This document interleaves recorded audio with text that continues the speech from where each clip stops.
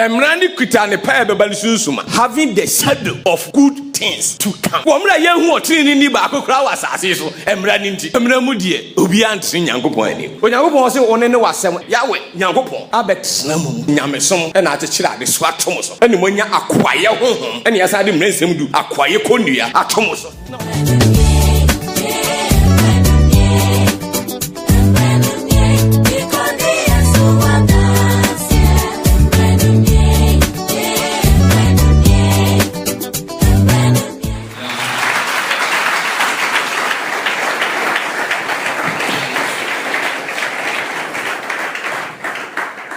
Emran semudu.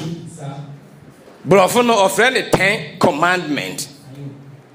But me nko afam no say kasa we ene na ase kire o brofo me mente ase. Me nko o say na me brofo wo ma dwen mu tie no. Kasa we mente 10 commandment nas because eyemra. Enya hyede. Eyemra. It is say yedu a eyemra du. So ti ase enti 10 laws. Ananyeza. Mra. And then your commandment. Commandment you shared here. We have commanded you to do something. Yes. And this is the new commandment I'm giving to you.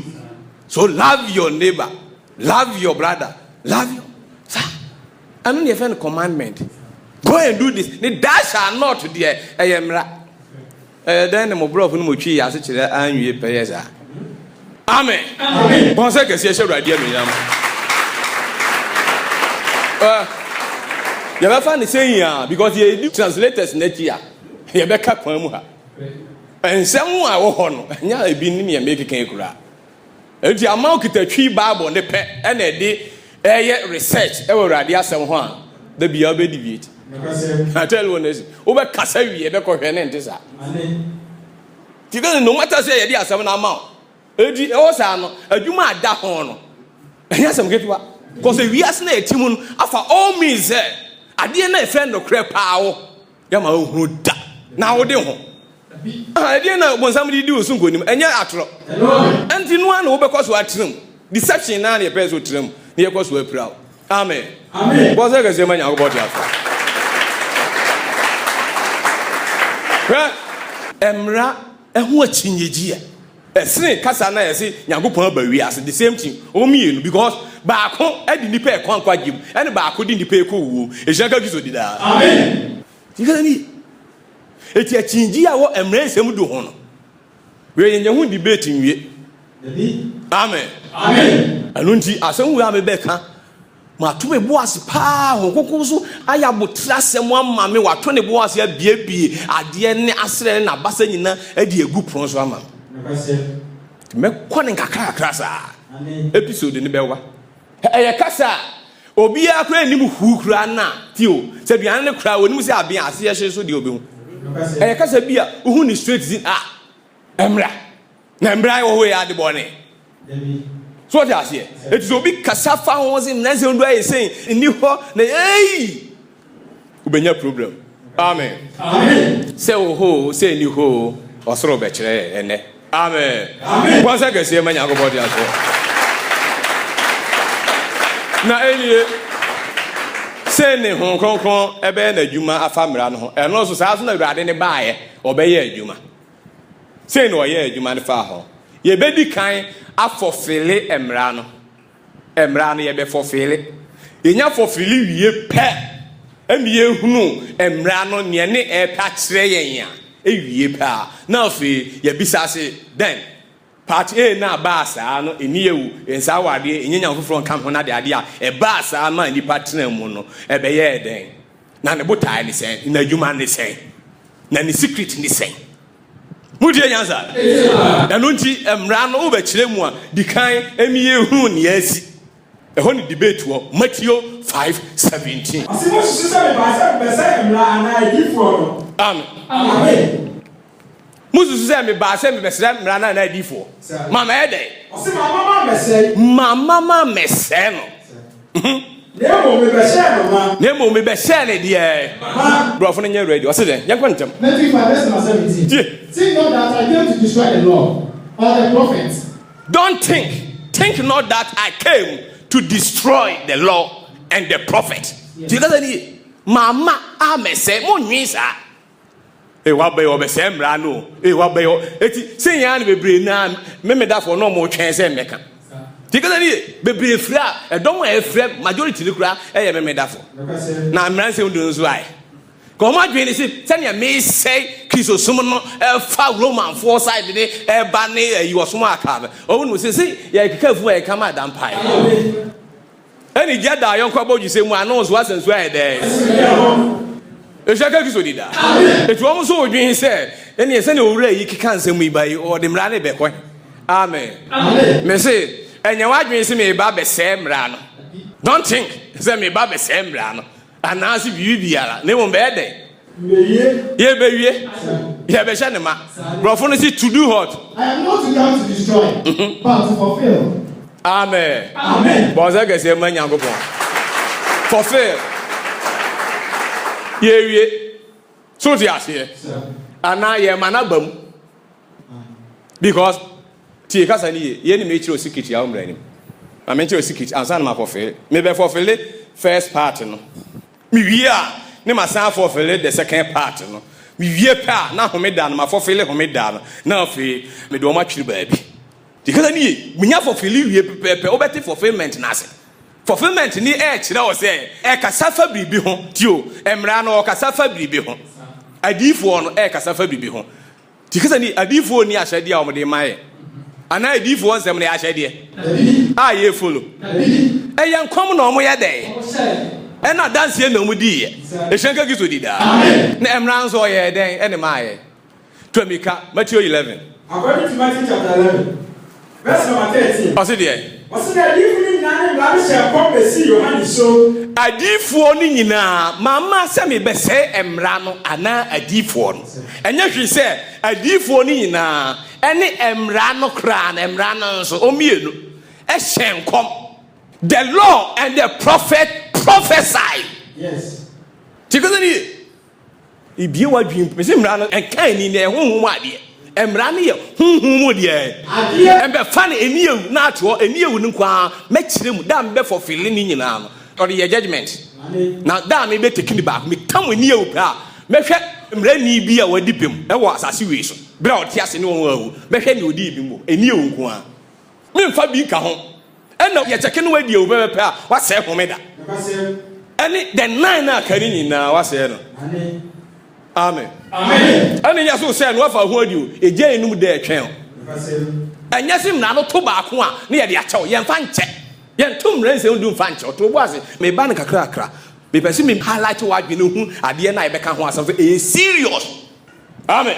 Amen. Budi anyaza yes because obi kuma e da ho den de a eti amen o kasa sa bi na menya nu abi aso kuma ne ye ho Ishaka giso di da. Amen. Was na leader so nyina ne sa ade we. Ane ye be kire mu natural. Amen. Amen. Emra no ane adifo no hye nkom. Adi besi Yohane so. Eti just emra nsem du na kasa na ono ye konhyeni. Nti nsem na ade da ho sa no enye bibi keke enye nsem a eda ho a eye ahyede eti na enya ahyede. So ti ase eye bibi a prophecy ni kan. Me ba one example we be hu say prophesy and power so osoro ba be fulfill ni nyina maako edo o ka say emra ni mu nsinsaye ba akokoro anye den to aso e wo 18 verse 18 for verily I say unto you because any till heaven and earth pass one jot or one title shall in no wise pass the law till all be fulfilled until all be do what fulfill eti eniyewu ye be fulfill ensa ware ye be fulfill emokro no ye be fulfill ka homeda ne yankonkon ye be fulfill enyanyam hofro nka me ho ye be fulfill ni nyina until all be do what fulfill. Amen. Amen. Na me bisa say enya fulfill wi a what else e de na ye bi ana want fulfillment na say hwe awrade esiso e ba be fulfill ne adifo akafa na ababa woni be ni nsen no be wo baba ni bi ni atundi Emmanuel ishaka giso di da. Amen. Eti one day ababa wani ni nsen wie no wo baba ni bi mu a ababa wa because wani nsen bi asa wo baba ni ye de den bi See? So boss meba. Eshaka bisolida. Amen. Emfa so ahia ye ni obepie no. Obefiri mu aba no. Eno ne emfa so. Na baba wa obeni nsan ne de awie na adwuma. Emra ni kuta ne pa bi a na ebeba. Ti ka say ekuta bibi. Ene ye mie so nkire yen. Eye hunhun mu ade ti me ka cho eye hunhun mu ade Romans 7:14. Romans chapter 7 verse 14. Me for feeling quite.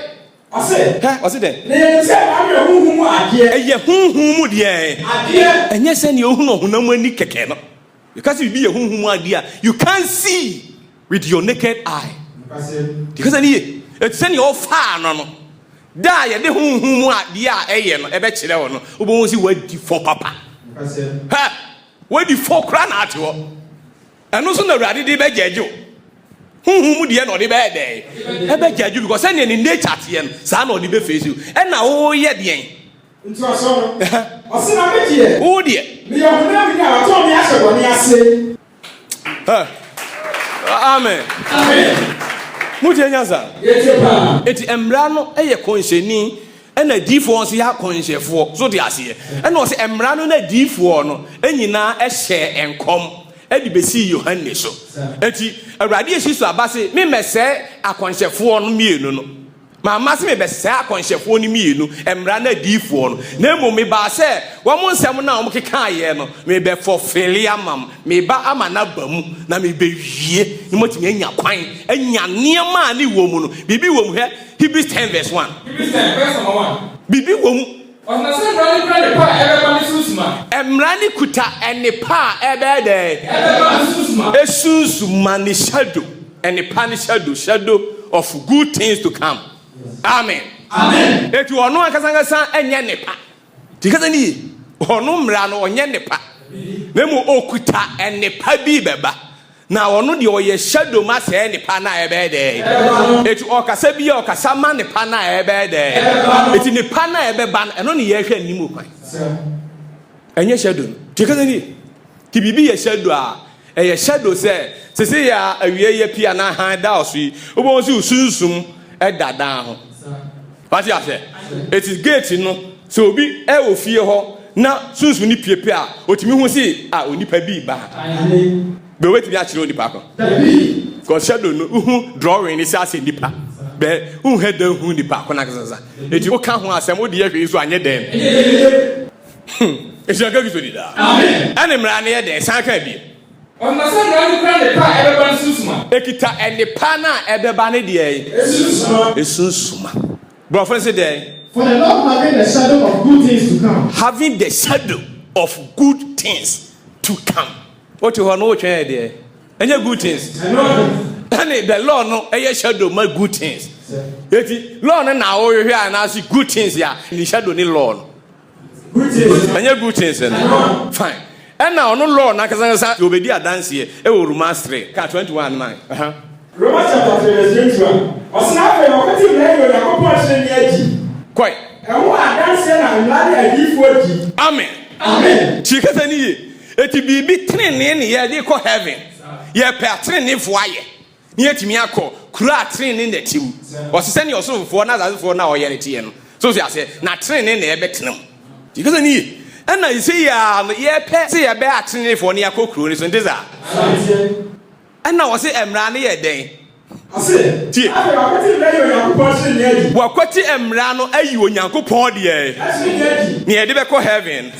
Ye de be ko onyankopon chen wakwati mra no. Amen. De nti no wan fa mra ne so. Identity akoy.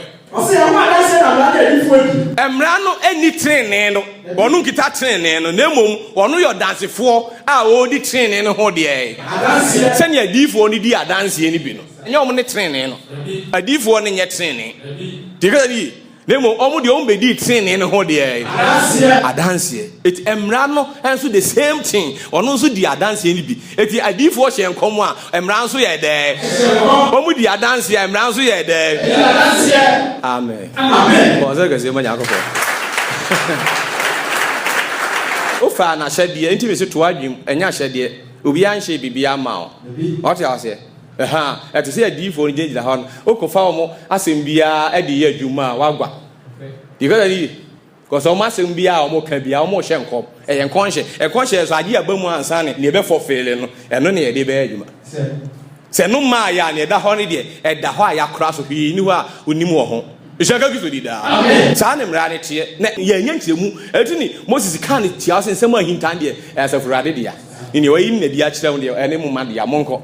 So she says, and what them who do the mouth. Amen. Amen. A radi by ya was more munyam, sending Moses share and as Mumba current me and yet. And so obey the edition. Obey the edition. Won't you mean this? Why? Secret room, you have a cost. Amen. Amen. One second, Semanago. Bibi wom rani mu a ebepi a ne ye twen kwan eti o hye nkom ne nkonhye ni ne nkonhye no ye be bobo so amen amen mati ho na akana asi mo sisa be ba sa be say bra na difo mama be say e ma wi enfi nemo be say no me be share dem be say ti no ti osina no kra so say na no kra me so say osina asase nyankwamu osoro na asase nyankwamu enti ade ti ba ko anase sai ba ko pori fi bra mu hikamu etu aka ne sa ne nche se age osoro na asase atwamu ansa ti kaza ni etam flame bi no ama eti ni ehia nyankopon se age ni nyina ba mu eti se ne nko an ni nyina be ba mu a na osoro na asase nyankwamu a ahwie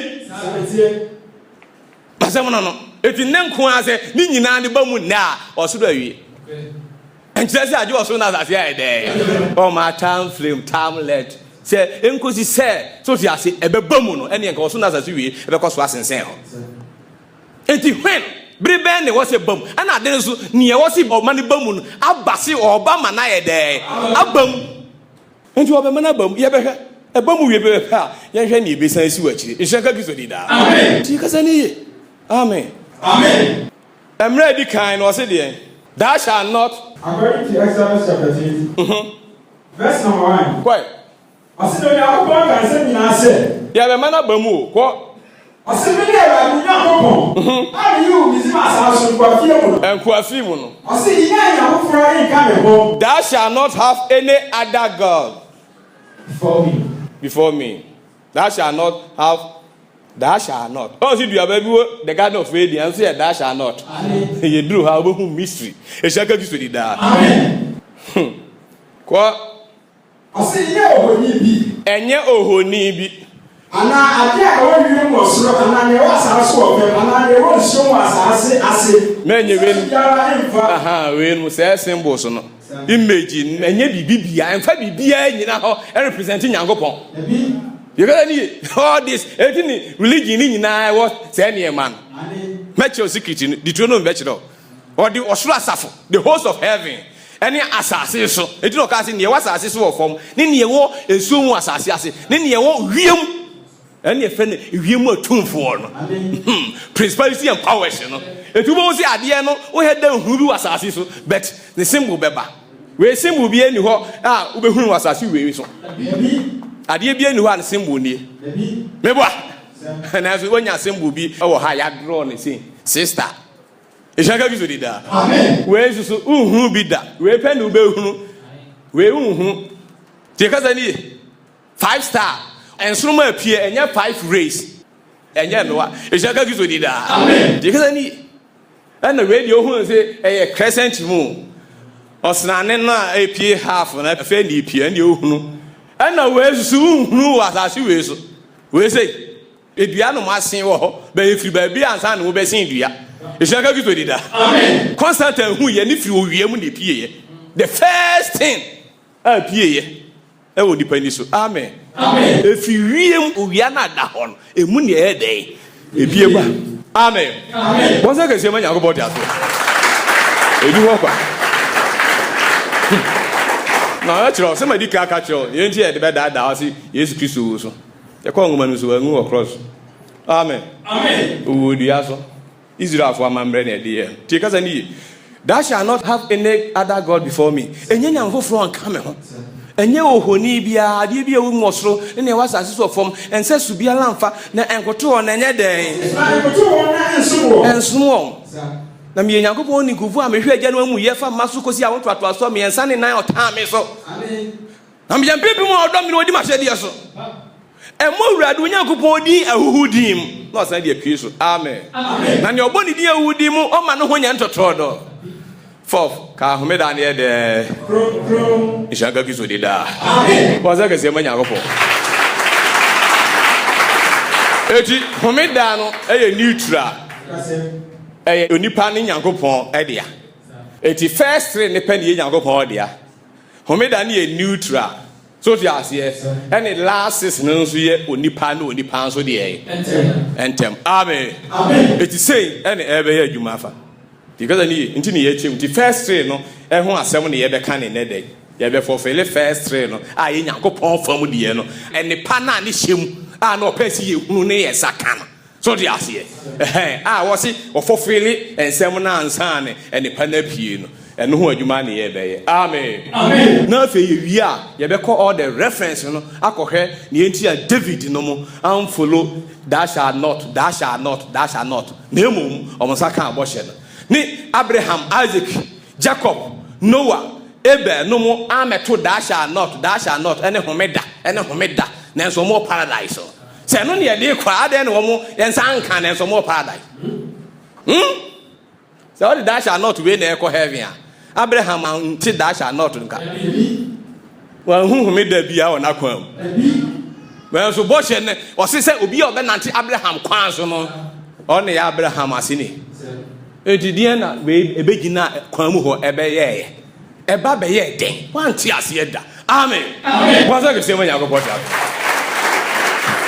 ye bie wani na amia wo be konse ye do Ishaka Kristo di da. Amen. Wo tie nyansa yes ba anyama ade ne ya were ho ne se oso ntimi ntena osoro emfo felis ade we da because ani oso ntimi ntena osoro emfo felis ade we da kia ne ken age papa ni san ne basa so we so ansa ade ketua adwuma ketua eni ema nyina obetimi aye be sa ade we no age o san ne bansa ebe fa ohonam tibia because yen a obe fulfill amayen a e wo se ye ma tren ne ni pie no yen a be ye ohonam ade nso ye honhom e na wo so ye ohonam na be na di honhom so always their spirit have dominion over the flesh.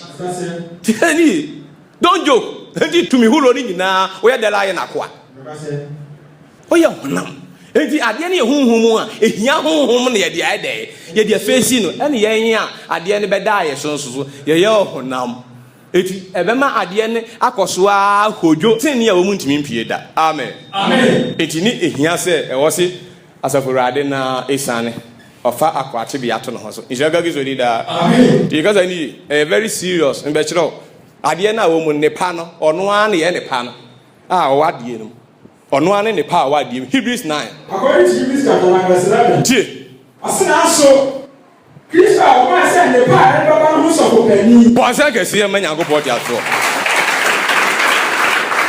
emrani kuta ne pa e beba e sunsuma na enye ne ma na kase na Kristo die opie ye no oba se ne pa no a e beba no e ho de so pani na at the same time no ono aso ne pa because any ono ane de ene pan ye be kire akosi so ono ane ye bi ono go asem na e wo si free emra ni mu pie no ono ane asem no ono ane shemu ti because ye ba be kire. Amen. Amen. It is a wa ma amefa honam tebia no anto ne ho so amfa de na mpie mfiri mu amaye ya se eti wa ye ka kire okro ntimi fanye hwe ye kan ne pa na wo mu kra kire wa so no honam na ye nya ne kwan no e wo awrade kwan so still no ntimi nye hwe wo ho. Amen. Amen. Who dey gaza eti fulfillment no enye bibi kitwo se ye kiro bibi se ne ya kiro ato Revelation 6 verse 9 se etwa se enwura kwa na ye ku omo no so di ase wona ye di ka ku omo nwura kwa the last generation ye was ye ku mo no wo ye den la agi mo moja hwewu etisa amam so dia heaven kon be den eti ye ka to so ya ka utwemu ten ye be twati obekọ oso nipa ba ne kọ se ne wa ye den wa kiro no maza eti fulfillment nye bibi keke eti se obeye sa de ne wienu onipa didi agora. Amen. Amen. Because any yanko Romans 8 verse 3 asina ne emra na ntimi anye adentia say honam eye mra wo honam no because ade na ye honhom na yen ya ade na beda so ye honam eti ya na ama emfaso bi eni so because yetimi en succeed yetimi meet target Bible so na wo honam mu no entimi nso Nyankopon ani da eti yetimi nye ne be so Nyankopon ani da because honam ye mre da bi ya kan so honhom pe no honam ye de mre amen ana ade nso ye honhom na epe es ade pa ne ba be honam nso ntimi en succeed.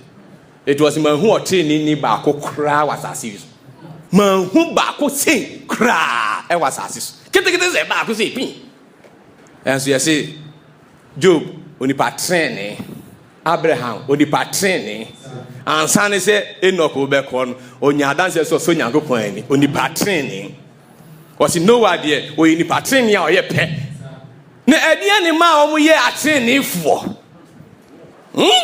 Womra ye hu otini ni ba akokra wasase so emra ni nti na ede ne man krofo we ya atrenefo a omo paradise wa misa utu America ntem ko utu America ane so ma na obetin sem pa bonsa ga se ma Nyankopon dem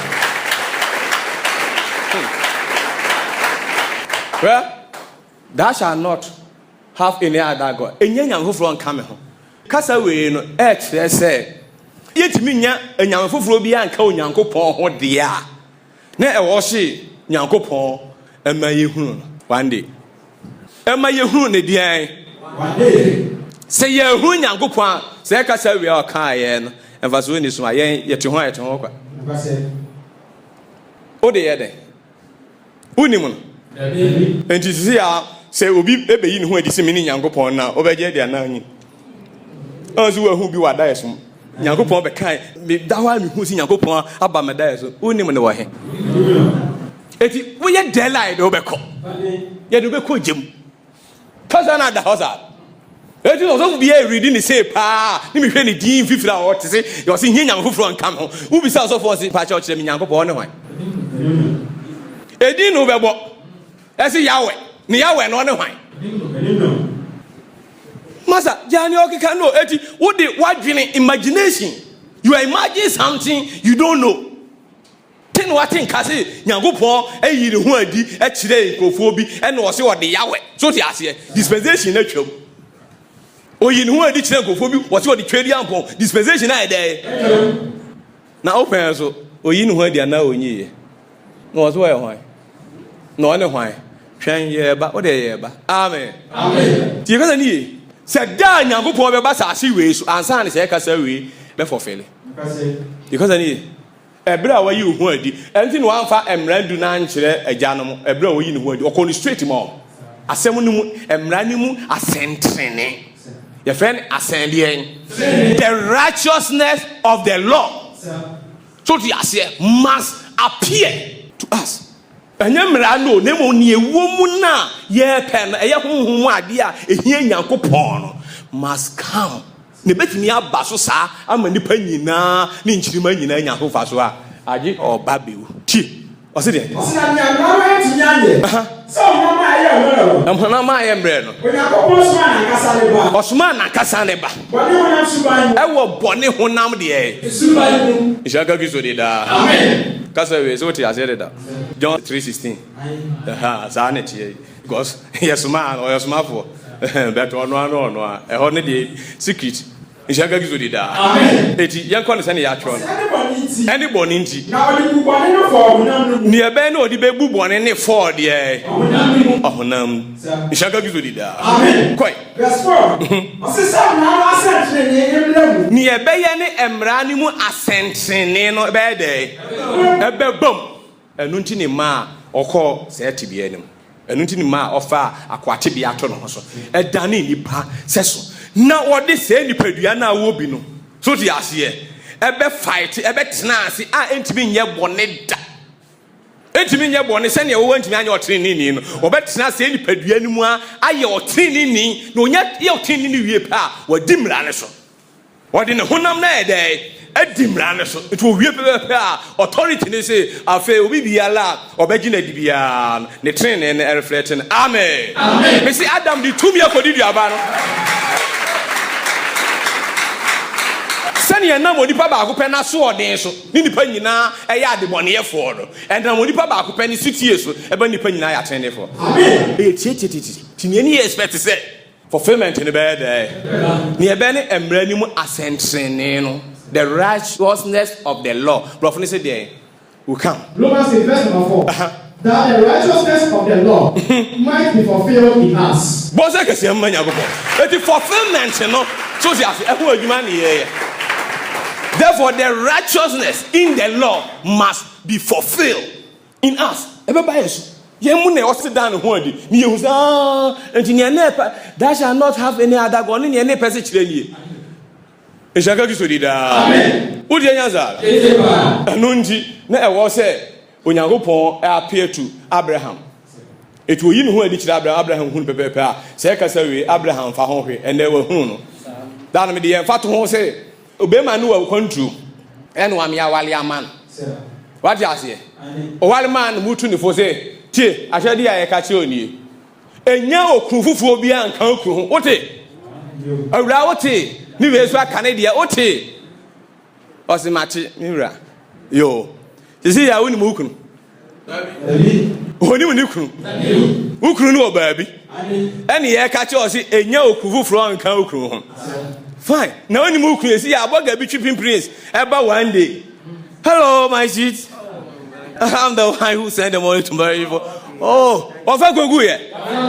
About 10,000 by Joshua. Amen. Amen. Was I say, my uncle?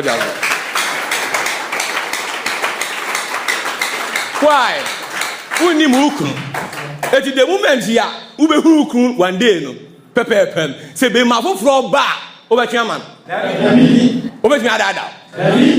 Amen. Amen. The church say the uni mukun it a direct contact. You don't need any instruction. Obi kran timi en kan hwe kran tio. So kran ne to nje. Hono ani. Ti no ano no. Amen. Amen. Be se oni ho no nimu an de ahyede ne ye den. E to so e de won ne wo na e da so. But the moment here, ube pepe pen, ehia say kasa ni bi to you. Amen. Amen. Muti enyanza. Me ebetimi ada ha me aka kire ofoforo a onya hu ne de. Enti oba beto a, wo a woni mu wodi ye ne nya wakasa no. E mo wodi afi obe follow ni okunu na kire o se ye den. Ye. No agya ato ha ma ne onya hu ni kun, ni kun me ma na dwuma a onye. Se won tena ho a, so okunu bi ama na o de ko wu.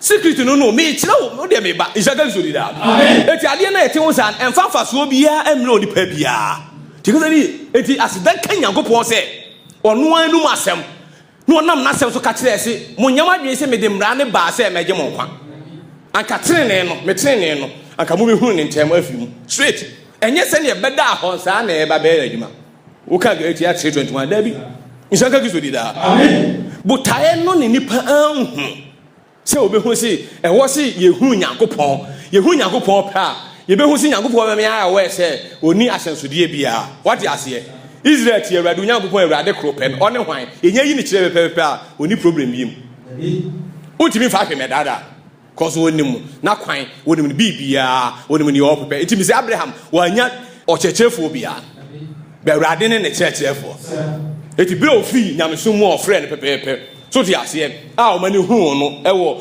Genesis 15 wo so Nyankopɔn eyiri hu adi kire Abraham so ti ase na Abraham gini die na obuni se trene man eno ano amen amen entamu a wafofere emra na edikan sisi ya hu Nyankopɔn edi thou shall not have any other god before me and Abraham emfa no ho bio why because Nyankopɔn eyiri hu adi a kire no eti yebeka kire obi bia la wo hu wo se bra munya hu Nyankopɔn no ye ma mo so na wo so anya nyamne se de o ka Galatia 4:8 na fe ye mo hu Nyankopɔn ni Nyankopɔn hu me adan na mo dan yakɔ foforo se mo kɔ som ade na ni munya hu Nyankopɔn no ye de mo kɔ hye mu o de unya hu na na ne nkɔ bio enkɔ hwe kire kwa akoragya ni ye de ade foforo na ebe kire o ni we nhia bi etu wo kɔ so atena we hu ese da sha not a me say etese Awurade mpa yabɔ no me say asam no say yansma ma me kire wa se o te hu ani o wo mo e ka se ka sa kire o ye fofili wie o mo sen ba ye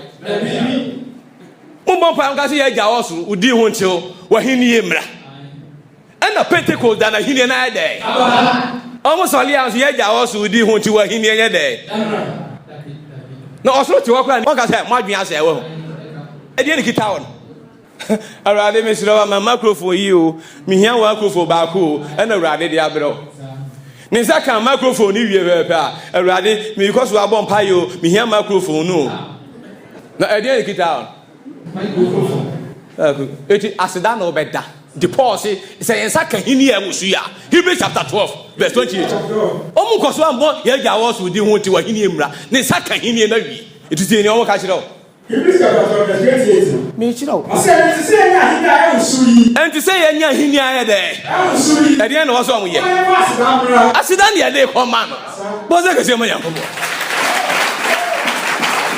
aso feel amo enya ma ene se mo mo sira mpa ye ne emra Mwasre na abawia na akoso esre sempaye. My God. That shall not unye hu Nyankopon di ye de ahyede bi ato so embago ni da so. Oh hu ani e de adu. Because nyo betre mu bia Nyankopon na wo so mo because hu Nyankopon de. Was bra mu hu Nyankopon musumo na wo su Galatians 4:8. Galatians 4. Oh my God. Mu Nyankopon. Musumo na wo su wanya nyamne se enkoa. Wanya nyamne se enkoa. Hu Nyankopon. Na die afa yi a wo hu Nyankopon anase ahu yi aye dey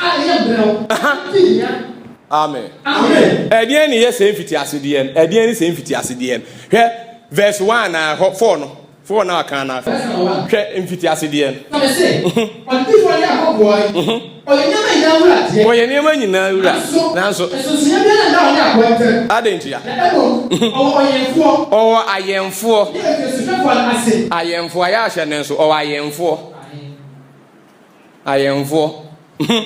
asile owo ayemfo ni efesuafo ase ani efie so hwefuo bi ase edi kosi da bi aja na ede yankoi se wo ye den sa ade na oka ho ase wode ye mfato ho se sa na ye so ye de den ye tia no adenti ye ye nkokwa wa ye nim Nyankopon sakwala ni nim ni papa tweme akwala ni nim ni papa mebwa onimu hwe obi aso ni obi ada obi aso ni obi ada eshaka bi so dida amen wo ya kokwa tuni mu aja say ye nkokwa no wode ye den say ye nkokwa wode ye hye wiase fiti asede ase wode ye hye wiase fiti asede ne de e wiase fiti to aso ene de ade ko ye nkokwa wode ye nkwa e hye wiase fiti asede de Romans 7:14 wo se de na wode ya hye ase Romans chapter 7:14 hwe me ho na tie wo se ne nsa ma ye hu mu ade edien edien ne ye hu mu ade emra ne ye hu mu ade eti emra ho asem no wo ka to aso wo se na me ye wona na o to me hye boni ase ye nkokwa no ode ye hye wiase fiti ase de ne de na emra no ye hu ade e na wo de wo ye honam ni a ya ton wa hye de ase he for ne ho a wo de to aso o be si ni pio na ebi ni wi edu no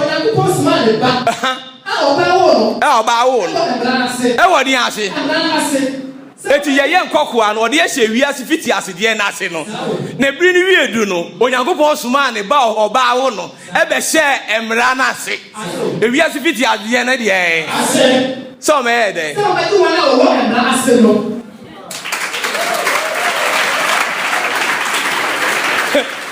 Unya hu Onyankopon ye de ato so etan o kwan tan you know God no how yakwa tra ho a any doubt so kusi doubt be hunu no ade ho won hunu na koso a embago uwu ani e de ja kwan ishaka kiso dida amen tikasa ni eti wo yakwa onto se obe hunu Nyankopon no eti o kan Isaiah 28 verse 9 na o se kasa bi wa ha Isaiah chapter 28 ni mudie wo mranu mo ne enso yentimi fa nkire oda yentimi fa nkire he Romans 7 Ode kan 2:17 ni mami ansa. Be Isaiah 28:9. Verse 17. Verse 17. Yako. Se wo fra you dani. Na do ho twe emra. Na do ho twe emra na se ne wo ho na. Na wo ho Onyankopon. Na wo ho Onyankopon se wo mra nsem du. Na home da yesinya. Onya nto yase ode e ba koi. Na wo ni ope. Na wo ni ope. Koi. Niema esunsumu paw. Na wo ni niema esunsumu paw because ofrimra mu achecho. Anya za. Ofrimra mu cheche unti. Maza. Tie. Na do ho to ho so. Na do ho to ho so. Ye on front kwanchefo. Amen. Amen. sɛ ne ɔka deɛ bɛwie o sɛ woyɛ onifirani a wokyerɛ guadeɛ no a wokyerɛkyerɛ wokyerɛ asɛm ma onifira kɔ wonim direction a wode obiara ɛkɔ tie So you are the first one, who you different for kwakyerɛfo wɔn a wɔsum yɛ dɛ because mmara no kuta nepa ɛne san yɛ sunsum eti nepa no wɔ baabi ne sunsum no eti sɛ wokɔhyɛ mu a pɛpɛpɛ a wɔsum san wɔ ha mu eti wobɛhu sɛ mmara ni bia ɛtra hyɛ ɔbɛfa New Testament kakra ne wahwɛ so wɔde mmara no bɛyɛ adwuma yɛ sɛ wota so ɔhwɛ Kristo ho gyidie ɛhyɛn ka Kristo di daa wɔde ayɛ akyɛke wɔn paa aha kakra hɔ kakrafo eti efra mu Jew Christians ɔno a ɔnyɛ full Jew to de aseɛ ɛna ɔno so ɔnyɛ full Christian ti ɔyɛ Jew Christian ɔhyɛ ntɛm sɛ in case sɛ osum kakra han nie eti a ha twe ne baabi a de bewe ne bia na ɔkɔ kagu o ha I tell you honestly esum ni han ni twaka esum ɛne han yɛ dɛ etu hyɛ mranse hu mu a wo hyɛ sum ɛne han no ka bom tie wɔ se de ɛto afo wɔn a wɔsum han ɛne deɛ bio woyɛ akɔkoa wa ne yɛde wokɔhyɛ hɔ nti woso wokyerɛkyerɛ asɛ woka asɛmpa bia akɔkoa wa woyɛ ɛnti na wohyɛ saa deɛ no ase ne wode yɛ nkyerɛkyerɛ Sunday school moahyia no ne wano ate no na wokyerɛkyerɛ nkwalaa ne nyinaa ɛno ɛkɔhyia sɛ na wɔkyerɛkyerɛ no neɛ ɔkyerɛ so nkɔsi hu mo ha ma mpanimfoɔ no ɛne yɛ sɛ mo nkɔboa mo ho ano mo nkɔsua ayɛ nti woyɛ akɔkoa wa ne yɛde wahyɛ mmara no ase na wayɛ kyerɛkyerɛ ni so de adeɛ nti woyɛ akɔkoa kyerɛkyerɛfoɔ sɛ wonimdeɛ ne nokorɛ suban mmara no nti a wohu sɛ nimdeɛ ne nokorɛ suban wɔ deɛ because mmara no yɛ huhum adeɛ ɛna mmara no kita ne pɛɛ bɛba ne ɛdeɛn na nyɛ suban no ankasa ɛnyɛ nneɛma no suban ɛne nneɛma no suban no ɛhyɛ mu hɔ a na agye yɛtwe pii eti sɛ ohu ɛnokora ni nimdeɛ ɛwɔ mmara no mu kwɛso wɔ se dɛ ɔsɛ afei wo wokyerɛkyerɛ obi no wokyerɛkyerɛ wɔ ho amen ti kasa ni adeɛ bi wom but yɛ maa authority so di aseɛ ne time nso yɛ so a yɛ maa hu ni wɔ mu no eti until sɛ time na agya na ahyɛ to hɔ no ansa na wasoma base kɔna kɔyi wɔ mu firi aseɛ sɛ ɛmaa ne saa woyɛ de la mo bɛtena mu saa de akɔwuo nhyɛnka Kristo di daa eti ne Nyankopɔn ɛba bɛyɛ saa deɛ we once and for good ɛna atwerɛ ho asɛm atoɔ ɔfinihye biribi biara end ɔnkɔ so a wɔse masoma menkoa adiifo aba mu saa nso mantumi ayɛ dɛ anti yo nhyɛnka Kristo di daa mɛkyerɛ mo ne nti a ɔka asɛ kasa na mpa so mutumi ntie ɔkwan yɛ fa so yi ho adi kyerɛ adiifoɔ no ɛyɛ vision ɛne dream na obi aso ne da yɛ no ɔka wotumi ewe ne kɛseɛ wogyi di akɔsi sɛn Jacob mɛka ne die menti a ɔso da ehu sɛ atwede bi firi asase so kɔpem soro ɛna abɔfo edi afusane ɛne ohu sɛ Nyankopɔn ɛwɔ atwede na tifi se ɛna ɔne na ɛkasa aku na otwa mfodi wenyo even though you no correct but that time who is your witness eti you better dey argue word eti won timi nyi won mu ni yentimi nyi won nsam ni awurade be ka kyerɛ sɛ masoma me nko adifo aba enso ma antie wo ɛno nti ne wɔ sɛ wɔ no a yɛ dɛ pempe to pen amen na fe generation na ɛba ni nyina once and for good wa anyi anipa asɛm ato mudie gaza ni ɛbɛyɛ ne mo hyɛaseɛ na mo ayɛ nkɔkoawa ɛne nkoa no yɛyi mu afiri aseɛ ne mo gya sɛ kasa yɛ ka gu mu so saa no a mo nso mo ntimi antwem ho mfiri ho nhyɛnka Kristo di da amen enti wɔ se de verse 9 hwan na ɔbɛkyerɛ nimdeɛ hwan ne yɛbɛkyerɛ ne nimdeɛ no asɛnka no ɛyifoɔ na Onyankopɔn bɛ mo ate aseɛ kɔe wɔn a mayɛ dɛ amen akɔkoa atwa nufu obi akɔkoa atwa nufu eti mmara no ɛnokora nimdeɛ na ɛwɔ mmara ni mu no ya ma hu da because da so yɛ dɛ na awurade bɔ mɔden twa onufuo pɛ so ti asia na afei ni ɛkyɛ sɛ yɛdi nimdeɛ no mu ayɛ dɛ akyerɛ afei uhia aduane a yɛ den ye na obenyi yi nhyɛka Kristo di da amen mudi enya sa eti adidie na japadie bi a obi afei ni yɛbɛdan na di akyerɛ because ɛnɛ uso mu abeyi na ɔyɛ akɔkoa ne di a sɛ ne ɔbɛkɔ so atena hɔ na amen amen ɛno nti yɛ nkɔkoa no ɔde yɛhyɛ wiase fiti asedeɛ na ɛyɛ mmerɛnsɛm du n'ase sɛ yɛntena hɔ a na owie wɔ anyɛ ne kwa ɔmo yɛ awɛmfo a ɛwɛ ɔmo ne taa so mpie nkɔ baabi a umpie enko baabia ishaka kisori da amen nti nuamu no so tena ti ye be wo ato ewiase constitution ada ho nyina ehim baabia eni ewu ho o ma be no be di ewu edo ho becho Uba kuro no edo ho becho nyina wo only say bi no ma fa Sunday no na aye omo holiday homeda omo de homo mo fa nko adwuma eni bi no so kita Saturday no so ti ase na onzo e de tete wo eti say pe ni aka ni nyina obi efolo Ishaka kisori da eti e kenten wo bia baabi e be wo ato bia eti nye bibia okobrane bete wo som abe kire o sa ade the constitution of this world na ye pese ye je ukọ heaven a na ya for failure ma na fe ukọ fulfillment ni mu e wo se emra ni mu asentene e fulfill ma wo na nya tene no de e kọ heaven say ye nyi wo a na watena constitution ni mu ana mo de constitution kwase yo amen amen muti enyanza enu tibra unim nyankopon no ene ye de o share saa de na asa fe ni great essence de 480 no ko asina subra unim nyankopon eti unim nyankopon no musu wana musu wo ya nyamene se enkoa akokwa wa na o ye nti ya ma share bibia ase a wo ya na unim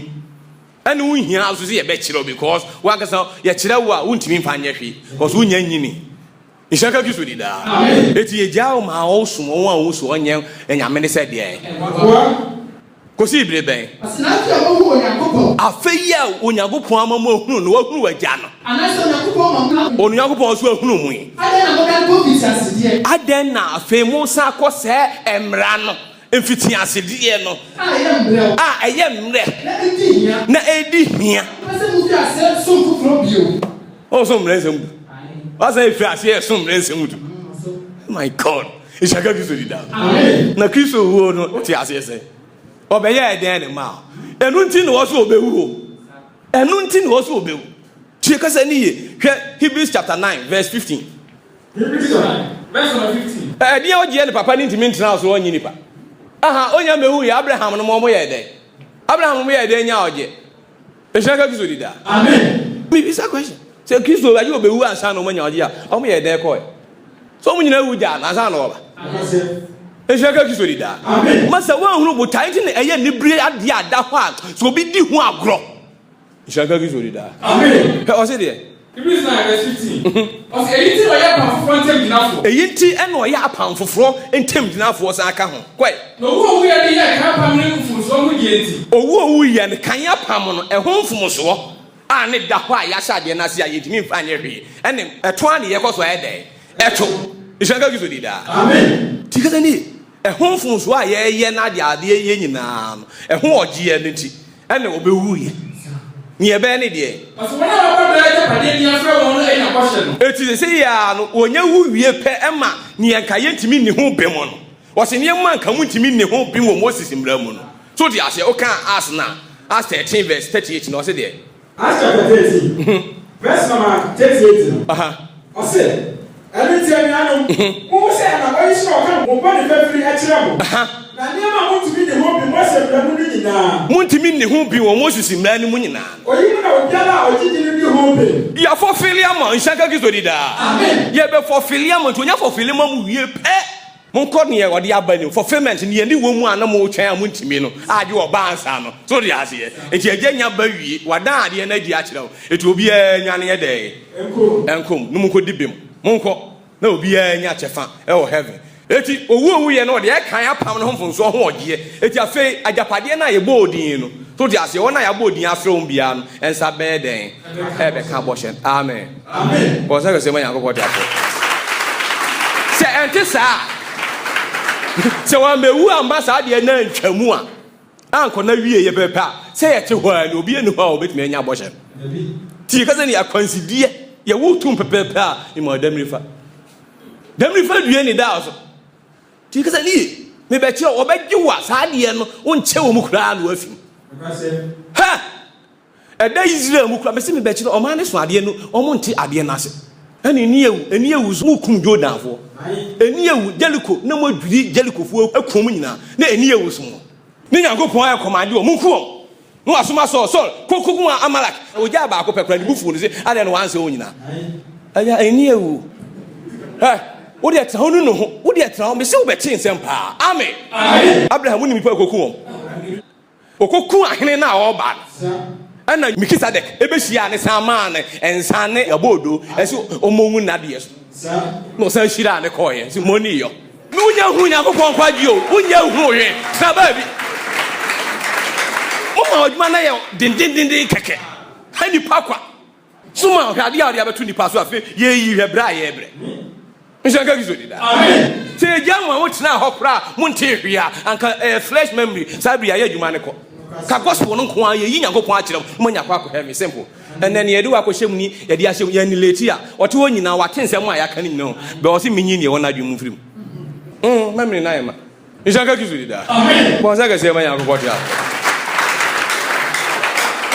amen eti ne ne ye twɛn se Nyankopon ba de ebeba wiase na afi emre ni mu asentre ne no ayede abam ti kasa ni me ma one example me person teacher ni am here no and me say emra ne church for ma nshaka kiso dida amen nti teachings ni ye any preaching na kabo to do ba bia was me breaking it down me mfa ho ne hours ye baby team o wo ti ase ye pa ma wi nshaka kiso dida amen ye ka se shadow a o se ya no we are living under the shadow of death and ni ye da no obi a wo da bia o wo sunsum ase ka wo say one day is coming to you ne wo da ade cha na wasore hours kakra bi na akonya ye ma check owo hwe na wasan aba ade cha o mfa ho o ko adwuma o ko he ne bae da na akoda ye o kai wi ase bi o kai o ma no yire bibi bia la o sika na o bank o kai you are living under the shadow of what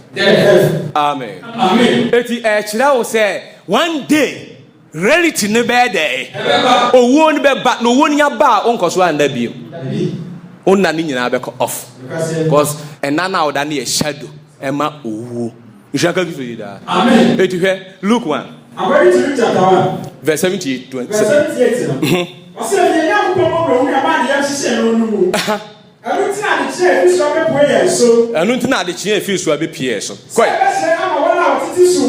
on atiti sum ni owo susum ase any owo susum ade ase tell you nation because any owo the shadow of death anu ndi oti ho na time so a o won the baby amfa baby because any o pem ni say ya o kwaguja mi na eto aso 3 ja no afi bedu abi won ni say ya ye den okọ o na ahye ho uwu no we kire se owo da ho etwen o kwa we se wa ma nkwamu bi mu anu an ye je ohumi sisi ama bi because okra na pie enu ti na afi so a unsori bi mu because ni humi pe enkwane na ewo mu okra na ama pa se wa ye de enu an jamadu nyina ye be san akọ eti one day ni owu ye no ene okoso ada bi and now we done an adwubi every day bi oda bi why we because we fulfill it ne na pending no why den we fulfill it reality na ba it shadow na vanish amen amen boza ke se manya kopo oje nyansa eti ene pana wo mra nim enya pie be a shadow ni be den tienie osmafo ne be ka famra no to amika eko 2 Corinthians 3 verse 17 verse 7 yanko verse 7 asina so wo so na wo de nkyere kuchi aboso nya enonyam na se owo som a ye de ntroye ekuruchire wo de eso aboso sa wo som no ne e wo de eso aboso ne ni abopon so anya na ye chima no nu si owo som yes the moment ya wo aka san no you are living under the shadow of death no ade biala wo si onyankopon de bre obia edon no bia e shadow of that death now be con because o twen owu eti ade bia de bre obia eye ne e bata owu ho eye ne ye dwuma de bo owu because we need the shadow of life who the shadow of death ti ka ni it is a death dia you need anything that's concerning death Romans 7 verse 5 hwedwuma ne mra eye okwan bi so de boa ho wo honam no mu ese munye den amen amen mutie kasa because you are living under the shadow of death etinia onyankopon de beba and pana wo emra ni mu no so dia ontimi mfa ma because edien na wo mu sisi adien ase na wo hye so dia wo sunsum ase ene ne uni life eternal. If you don't need to say a mouth and a cry was a minimum, and who knew dear. And now the ayatini all day for him. God so I don't yin babunia day. If the moment you're your bedroom and if I don't know, oh, best set two free side and hope then I do my boss, so now I catch us and no nimras and no adomination. Now a fair what about the shadow of life eternal? Now, who he answered was here day and someone no creating a day. Actually, no, who the that record. Have it. Yeah, the best show. Ya for failure my say or should for failure mo isanka gi so di da obi enu obetumi afọ ono pen for failure it was for failure ma Abraham and obu ni section name ma Abraham that's all so we hu me ne die wa for failure enu ama nti me peso before failure ma nti ma ba vision ayi me hu adi a cho say me enu onyankopon so ti ase nyankopon tweri ampon nanti manim ne ye de enu ano nti wa for failure ma Abraham nyanya fufu nkam ho na dia de da bia no for failure ma no enu ne oni na gya no mo or see Abraham ye Joshua chapter 24 verse 1. He say na no ote enti ono na asem we da so that time and na asem we da so enyam so ahye de tie o say de Joshua chapter 24 o kan ahini famu a eyimusuo tu o say emra bia na ho mo trene ni unyanya trene na emfiri mra du pepe a onko so anhwe saa de ne kwa bio emu trene ne abeye wade a wo de beye adwuma emu enye eni ewunsa wale ne yede da ho no amen tie Osina Joshua kwa Israel musia kuni nyaru basiti na ofenya benfoni wa etiti no ate bufoni wa afefuni hia ehia do obegina Onyankopon no obegina Onyankopon na Joshua ka che omani nyina se na Joshua ka che omani nyina se se la bi na Onyankopon nsie asuoja na moja no Abraham neja na ho eja tera try fititete na woso enyame foforo unya hu Onyankopon no e woso ye de woso won na woso anya nyamle se de e asuoja ho Abraham oja no woso nyame foforo eti se tam Onyankopon de ahyede na ekoto ne so a obra wo se nkwaso no mu a e woso ka cha se enya nyame foforo nka me ho but unya hu no so nti da woso eno ti ase ye hu se wo hyade bi ase so ti ase anya otumfo Onyankopon eti ye de to so ne judge ne pese opra eti odi ade na kire obeto no si wo si wa no asem da so ne yamfa nkire wo so obebu obi ataje wo de ne fon so ye de eti fon so a wo ye ne ne de kire wo eti wo ti ho se kam wo ti kokodoma ho wo ti fa anya hwe wo ti mi so wo problem no aje onu ahu mobo so ti ase ene agya ma mi hu we ti da o ka kire mo se wonya manum adom se ene ma mi hu no eno ni hia me wani mu adom no de waka bet ma menya de ansa na me nsa ka adom no o ka Isaiah 33 verse 11 kamina ti ka se ni o mu ni musu Onyankopon ama na hu na ne o ka bia o ka ne pa o ka di gusu di bu aten keke nshaka bi so di da amen o di anya san eno nti se ni ade ne koyeye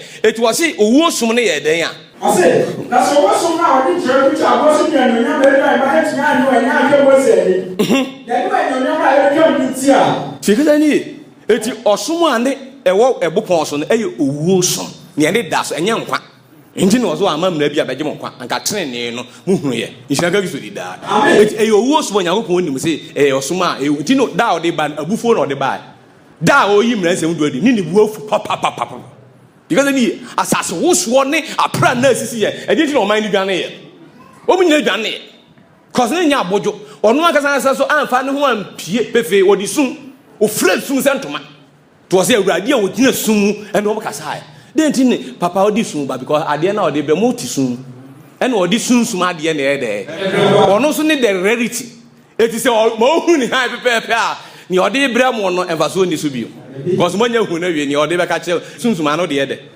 eti o ma mu hu no to hye sum ene odi sum anan mam say afi mo nhwe no be de hu no eshaka ki so di ha eti ni o to nyina eye owu so owu ho adwuma nko ana mo ye because emra na kasasa eye operation so ti ase o mu a e ma mo so aba mo owu krona amen anu nti ni Kristo wiase ana oba no oba beje wo afiri sa de ne ama wo afiri owu aba nkom ti no obi oba gina di bi so wo twam afiri owu ma e de crossover no amen mu je nyansa verse 11 o se de verse 11 osina se ne e ke na me no so a na eye den shadow bia ebetwam ti kaza ni eno de ma anka nkire okura no me bua shadow bia wo pass away Jaka Gisodida.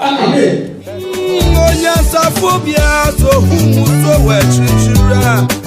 Osianontem omanu metwana sana abedine. Iti betra ho amebrishe bia kwansana. Ye dia dansie sabrena.